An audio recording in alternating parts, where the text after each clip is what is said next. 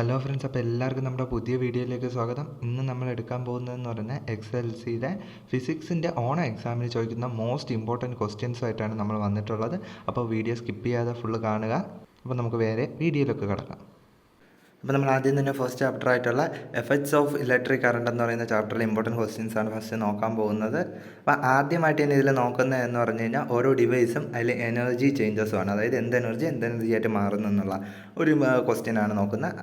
അല്ലാതെ അവിടെ കുറേ സാധനങ്ങൾ കൊടുത്തിട്ടുണ്ട്. Electric bulb, induction cooker, storage battery, mixie, electric heater എന്ന് പറഞ്ഞ ഒരുപാട് ഡിവൈസസ് കൊടുത്തിട്ടുണ്ട്. അതിൻ്റെ എനർജി ചേഞ്ചസും ഇവിടെ തന്നിട്ടുണ്ട്. എല്ലാത്തിലും ഇലക്ട്രിക് എനർജിയാണ് വേറെ എന്തെങ്കിലും എനർജി ആയിട്ട് മാറുന്നത്.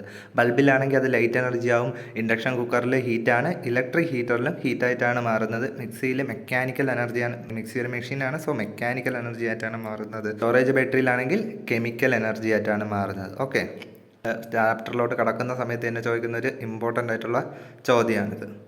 അടുത്തതായിട്ട് നോക്കേണ്ടത് ജൂൾസ് ലോ ആണ്. എന്താണ് ജൂൾസ് ലോ എന്ന് പറയുന്നത്? The heat generated in a current carrying conductor is directly proportional to the product of square of the current in the conductor, the resistance of the conductor and the time of flow of the current. ഇവിടെ എന്താണ് പറയുന്നത്? ഒരു current carrying കണ്ടക്ടറിൽ എത്രത്തോളം heat ഉണ്ടാവുന്നു എന്നുള്ളത് എന്തിനെയൊക്കെ ബന്ധപ്പെട്ടിരിക്കുന്നു? അതിൻ്റെ current, resistance, time. അതിൽ കൂടെ ഒഴുകുന്ന കറണ്ട്, അതിൻ്റെ റെസിസ്റ്റൻസ്, അതിൻ്റെ എത്രത്തോളം ടൈം ഒഴുകി എന്നുള്ള ആ ഒരു ടൈം, ഇത്രയും എന്ത് ചെയ്യുന്നു? ആ ഹീറ്റ് എന്ന് പറയുന്നത് ഡയറക്റ്റ്ലി പ്രൊപ്പോർഷണലാണ്, ഡിപ്പെൻഡ് ചെയ്തിരിക്കുന്നു. ഓക്കെ, ഇതും ചോദിക്കാവുന്ന മറ്റൊരു ചോദ്യമാണ്, ഇമ്പോർട്ടൻ്റ് ആണ്. അടുത്തതായിട്ട് നോക്കേണ്ടത് സീരീസ് കണക്ഷനും പാരലൽ കണക്ഷനുമാണ്. ഒന്നിന് പിറകെ ഒന്നായിട്ട് അറേഞ്ച് ചെയ്യുന്നതിനെയാണ് നമ്മൾ എന്തെന്ന് പറയുന്നത്? Series connection. ഒന്നിന് അടുത്തതായിട്ട് അതിൻ്റെ കൂടെ ചേർത്ത് തന്നെ അടുത്തത് കണക്ട് ചെയ്യുന്നതാണ് സീരീസ് കണക്ഷൻ.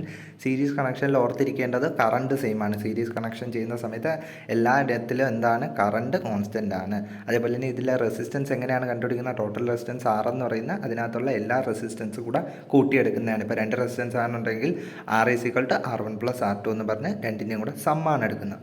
അടുത്തതായിട്ട് പാരലൽ കണക്ഷൻ. പാരലൽ കണക്ഷൻ എന്ന് പറഞ്ഞാൽ ഒരു റെസിസ്റ്റൻസിന് പാരലായിട്ട് അടുത്ത ഒരെണ്ണം കണക്ട് ചെയ്യുകയാണെങ്കിൽ, ഒന്നിന് പാരലായിട്ട് അടുത്തത് കണക്ട് ചെയ്യുകയാണെങ്കിലാണ് അത് പാരലൽ കണക്ഷൻ എന്ന് പറയുന്നത്. പാരലൽ കണക്ഷനിൽ വോൾട്ടേജ് ആണ് സെയിം. പാരലൽ കണക്ഷനിൽ വോൾട്ടേജ് സെയിം ആയിരിക്കും. അതുപോലെ തന്നെ എന്താണ് ഇവിടെ റെസിസ്റ്റൻസ് കണ്ടുപിടിക്കുന്നത് എങ്ങനെയാണ്? R = ഇപ്പോൾ രണ്ട് റെസിസ്റ്റൻസ് R1 R2 എന്ന് പറയുന്ന രണ്ട് resistance ആണുള്ളതെങ്കിൽ R1 R2 R1 + R2, R1 R2 R1 + R2. അടുത്തായിട്ട് സീരീസ് കണക്ഷനിലും പാരലൽ കണക്ഷൻ്റെ പ്രത്യേകതകളായിട്ട് നോക്കാം. ആദ്യമായിട്ട് പറയുന്നത് എന്താണ്? സീരീസ് കണക്ഷൻ്റെ ആണ്. സീരീസ് റെസിസ്റ്റൻസിൻ്റെ പ്രത്യേകത എന്ന് പറയുന്നത് എഫക്റ്റീവ് റെസിസ്റ്റൻസ് കൂടുതലായിരിക്കും. എഫക്റ്റീവ് റെസിസ്റ്റൻസ് ഇൻക്രീസ് ചെയ്യുകയാണ് ചെയ്യുന്നത്. അതേപോലെ തന്നെ കറണ്ട് ത്രൂ ഈച്ച് റെസിസ്റ്റർ എന്ന് പറയുന്നത് എന്തായിരിക്കും? സെയിം ആയിരിക്കും. കറണ്ട് ത്രൂ ഈച്ച് റെസിസ്റ്റർ എന്ന് പറയുന്നത് എന്തായിരിക്കും? സെയിം ആയിരിക്കും. അതേപോലെ തന്നെ പൊട്ടൻഷ്യൽ ഡിഫറൻസ് അഥവാ V എന്ന് പറയുന്നത് ഡിഫറൻ്റ് ആയിരിക്കും. അതേപോലെ തന്നെ നമുക്ക് എന്ത് ചെയ്യാൻ സാധിക്കില്ല? ഓരോ റെസിസ്റ്ററിനെയും എന്ത് ചെയ്യാൻ പറ്റും? സെപ്പറേറ്റ് സ്വിച്ച് വെച്ച് കൺട്രോൾ ചെയ്യാൻ പറ്റില്ല. ഇതൊക്കെയാണ് എന്ത് ചെയ്യുന്നത്? സീരീസ് കണക്ഷൻ്റെ പ്രത്യേകതകൾ. അടുത്തായിട്ട് പാരലൽ കണക്ഷനെ നോക്കുമ്പോൾ എന്താണ്? എഫക്റ്റീവ് റെസിസ്റ്റൻസ് ഡിക്രീസ് ചെയ്യാണ് ചെയ്യുന്നത്. അതേപോലെ തന്നെ current through each resistor different ആയിരിക്കും. പക്ഷേ എന്ത് ചെയ്യുന്നുണ്ട്? പൊട്ടൻഷ്യൽ ഡിഫറൻസ് എന്ന് പറയുന്നത് ഈച്ച് റെസിസ്റ്റൻസിൽ എല്ലാത്തിലും സെയിം ആയിരിക്കും. കറണ്ട് ഡിഫറൻ്റ് ആയിരിക്കും, പക്ഷേ പൊട്ടൻഷ്യൽ ഡിഫറൻസ് സെയിം ആയിരിക്കും. അതേപോലെ തന്നെ എന്ത് ചെയ്യാൻ പറ്റും? നമുക്ക് ഓരോ റെസിസ്റ്ററിനെയും എന്ത് ചെയ്യാം? സെപ്പറേറ്റ് സ്വിച്ച് വെച്ച് കൺട്രോൾ ചെയ്യാൻ പറ്റും. അതാണ് പാരലൽ കണക്ഷൻ്റെ ഒരു പ്രത്യേകത. അതാണ് ഓരോ റെസിസ്റ്ററിനെയും നമുക്ക് സെപ്പറേറ്റ് സ്വിച്ച് വെച്ച് കൺട്രോൾ ചെയ്യാൻ പറ്റും. പക്ഷേ സീരീസിൽ അത് പറ്റത്തില്ല. ഇത് പ്രീവിയസ് ഇയർ ചോദിച്ചിട്ടുള്ളൊരു ചോദ്യമാണ്. നിങ്ങൾക്ക് ഈ പോയിന്റ്സ് മിക്സ് ചെയ്ത് തന്നിട്ട് രണ്ട് ടേബിളായിട്ട് ഗ്രൂപ്പ് ചെയ്യാൻ വേണ്ടി മുമ്പ് ചോദിച്ചിട്ടുണ്ട്. അതുകൊണ്ട് ഇതൊരു ഇമ്പോർട്ടൻറ്റ് ചോദ്യമാണ്. നെക്സ്റ്റ് ആയിട്ട് നമ്മൾ ഹീറ്റിംഗ് എഫക്റ്റ് ഓഫ് ഇലക്ട്രിസിറ്റി എന്ന് പറയുന്ന പോർഷനിൽ നിന്നുള്ള കുറച്ച് ക്വസ്റ്റ്യൻസ് ആണ് നോക്കുന്നത്. ആദ്യമായിട്ട് പറയുന്നത് എന്താണ്? Which material is use to make heating coil? Heating coil ഉണ്ടാക്കാനായിട്ട് ഉപയോഗിക്കുന്ന മെറ്റീരിയൽ എന്താണ്? നിക്രോം എന്ന് പറയുന്നത് ഒരു അലോയിയാണ്. ഓക്കെ, നിക്രോം എന്ന് പറയുന്ന ഒരു അലോയിയാണ് നമ്മൾ എന്ത് ഉണ്ടാക്കാനിരിക്കുന്ന ഹീറ്റിംഗ് കോയിൽ ഉണ്ടാക്കാനായിട്ട് ഉപയോഗിക്കുന്നത്. എന്തുകൊണ്ടാണ് നമ്മൾ നിക്രോം ഉപയോഗിക്കാൻ കാരണം? നിക്രോമിന് എന്താണ്? ഹൈ റെസിസ്റ്റിവിറ്റി ഉണ്ട്, ഹൈ മെൽറ്റിംഗ് പോയിൻ്റ് ഉണ്ട്. അതുപോലെ തന്നെ അതിന് എന്ത് ചെയ്യാൻ പറ്റും? റെഡ് ഹോട്ടായിട്ട് ഒരുപാട് നേരം എന്ത് ചെയ്യാം? നിൽക്കാനായിട്ട് സാധിക്കും. എന്താണ്? High resistivity, high melting point, ability to remain in red hot condition for a long time without getting oxidised. Okay, ഇത് മൂന്നുമാണ് എന്ത് ചെയ്യുക? നിക്രോം നമ്മൾ ഹീറ്റിംഗ് ഓയിൽ, വേറൊന്നും ഹീറ്റിംഗ് ഓയിൽ ഉപയോഗിക്കാതെ നിക്രോം തന്നെ ഹീറ്റിംഗ് ഓയിലായിട്ട് ഉപയോഗിക്കാനുള്ള കാരണങ്ങൾ ഇതൊക്കെയാണ്. അതുപോലെ തന്നെ അടുത്ത് നോക്കുന്നത് സേഫ്റ്റി ഫ്യൂസാണ്. സേഫ്റ്റി ഫ്യൂസ് എന്ന് പറയുന്നത് എന്താണ്? നമ്മുടെ വീട്ടിൽ നമ്മുടെ ഡിവൈസിനെയൊക്കെ എക്സസ് ആയിട്ട് വരുന്ന കറണ്ടിൽ നിന്ന് പ്രൊട്ടക്റ്റ് ചെയ്യാൻ വേണ്ടി ഉപയോഗിക്കുന്ന ഒരു ഡിവൈസാണ് ഏതെന്ന് പറയുന്നത് സേഫ്റ്റി ഫ്യൂസ് എന്ന് പറയുന്നത്. ഇതും ഹീറ്റിംഗ് എഫക്റ്റ് വെച്ച് വർക്ക് ചെയ്യുന്ന ഒരു ഡിവൈസാണ്. ഇതിനകത്ത് എന്താണ് ഉപയോഗിക്കുന്നത്? ഇതിനകത്ത് നമ്മളൊരു ഫ്യൂസ് വയർ ഉപയോഗിക്കുന്നുണ്ട്. ഈ ഫ്യൂസ് വയർ എന്താണ്? ടിന്നിൻ്റെയും ലെഡിൻ്റെയും ഒരു അലോയിയാണ് നമ്മൾ എന്ത് ചെയ്യുന്നത്? ഈ സേഫ്റ്റി ഫ്യൂസിനകത്ത് ഫ്യൂസ് വയറായിട്ട് ഉപയോഗിക്കുന്നത്. Alloy of tin and lead.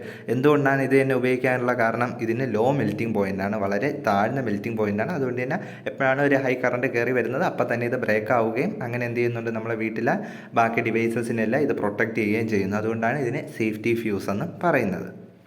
അടുത്തായിട്ട് നമുക്ക് ഡിഫറെൻറ്റ് ടൈപ്സ് ഓഫ് ലാംപ്സ് നോക്കാം. അതിൽ ഫസ്റ്റായിട്ട് പറയുന്നത് ഏതാണ്?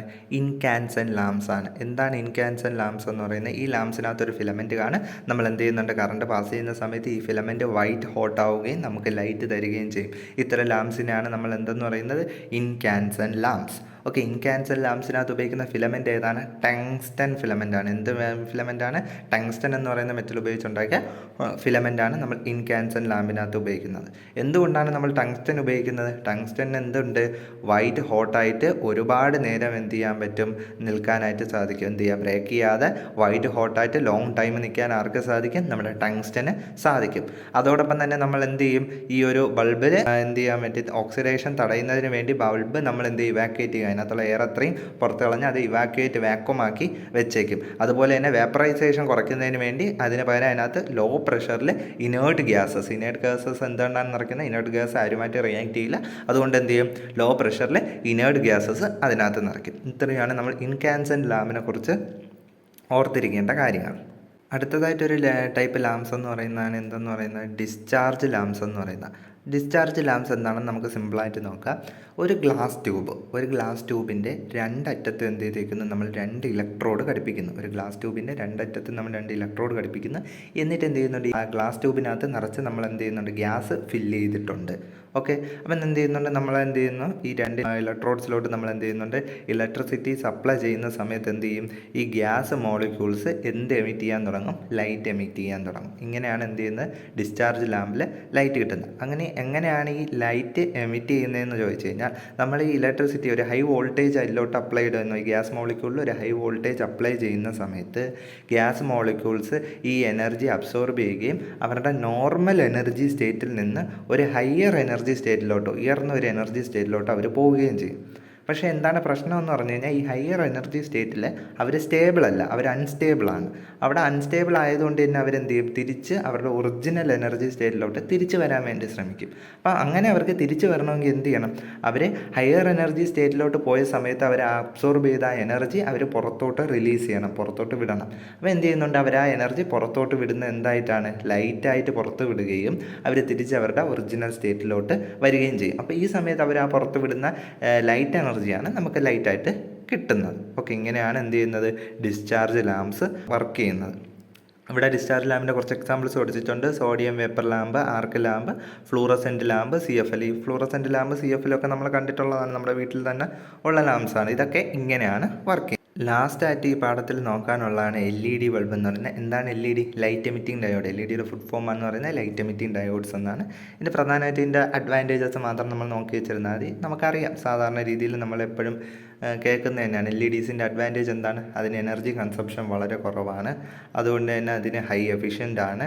അതുപോലെ തന്നെ അതിനകത്ത് ഫിലമെൻ്റ് ഒന്നുമില്ല. അതുകൊണ്ട് തന്നെ ഹീറ്റിൻ്റെ ഫോമിൽ നമുക്ക് എന്ത് ചെയ്യില്ല? എനർജി ഒന്നും ലോസ് ചെയ്യില്ല. അതേപോലെ തന്നെ ഹാംഫുള്ളായിട്ട് മെർക്കുറി പോലത്തെ എലമെൻറ്റ്സ് ഒന്നും അതിനകത്തില്ല. അതുകൊണ്ട് തന്നെ അത് എക്കോ ഫ്രണ്ട്ലി ആണ്. ഇതൊക്കെ തന്നെയാണ് നമ്മുടെ എന്ത് ചെയ്യുന്ന LEDയുടെ പ്രധാനമായിട്ടുള്ള അഡ്വാൻറ്റേജസ് ആയിട്ട് പറയുന്നത്. ഇതിൻ്റെ കൂടെ ജസ്റ്റ് LEDസിൻ്റെ പാർട്സും കൂടെ ജസ്റ്റ് ഒന്ന് വായിച്ച് വെച്ചേക്കുക. എന്തൊക്കെയാണ്? Base unit, heat sink, base plate, power supply board, printed circuit board, diffuser cup. ഇത്രയൊക്കെയാണ് LED ബൾബിൻ്റെ പ്രധാനപ്പെട്ട പാർട്സ്. ഇത്രയാണ് നമ്മൾ ഈ പാഠത്തിലെ ഫസ്റ്റ് ചാപ്റ്ററിലെ ഇമ്പോർട്ടൻ്റ് ആയിട്ടുള്ള പോർഷൻസ് ആണ് നമ്മൾ നോക്കിയത്. ഇതിനകത്ത് നിന്നൊക്കെ ഞാൻ ഈ പറഞ്ഞതിൽ നിന്ന് എല്ലാം ക്വസ്റ്റ്യൻ വരാനുള്ള ചാൻസ് വളരെ കൂടുതലാണ്. എല്ലാം ഇമ്പോർട്ടൻ്റ് ആണ്. നിങ്ങൾക്ക് ജസ്റ്റ് ഒരു തവണ വായിച്ചാൽ തന്നെ മനസ്സിലാവുന്ന രീതിയിലാണ് നമ്മൾ ഇതിനകത്ത് നോട്ട്സൊക്കെ കൊടുത്തിട്ടുള്ളത്. അപ്പോൾ ജസ്റ്റ് ഒന്ന് വായിച്ച് നോക്കുക. അപ്പോൾ ഇന്നത്തെ ക്ലാസ് മനസ്സിലായി എന്ന് വിശ്വസിക്കുന്നു. എന്തെങ്കിലും ഡൗട്ട്സ് ഉണ്ടെന്നുണ്ടെങ്കിൽ കമൻറ്റ് സെക്ഷനിൽ അറിയിക്കുക. നമ്മുടെ വീഡിയോ ഇഷ്ടമായി എന്നുണ്ടെങ്കിൽ ചാനലൊന്ന് സബ്സ്ക്രൈബ് ചെയ്യുക. Thank you.